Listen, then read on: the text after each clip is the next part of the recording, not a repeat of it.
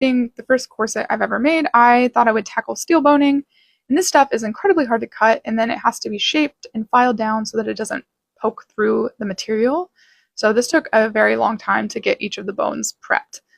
But we completed them and then slid them into each of their associated boning channels. And then it was on to the grommets for the lace-up of the front of the corset. I also added fray check to each of the grommet holes before I actually placed the grommet, just because this material did fray so bad, and I didn't want the grommets pulling out because the material frayed.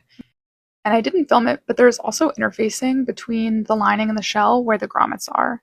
And at this time I also placed the eyelets so that I could finally, for the first time, try the corset on, which is crazy that we got to this point without me getting to try it on, but thank God it fit.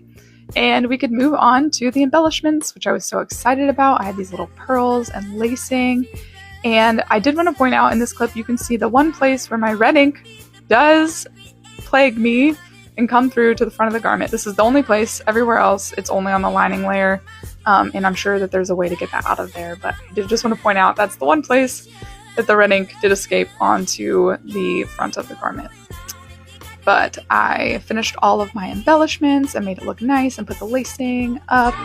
And this is kind of like my original sketch to the finished product, which I think looked really good. At this point, I was definitely out of time. I had a lot of ironing and packing to do, but this is me wearing an outfit in New York right before our event. And truly, I'm just like so happy with how this turned out. It's exactly like the vision I had in my head, and I hope this is your sign to tackle something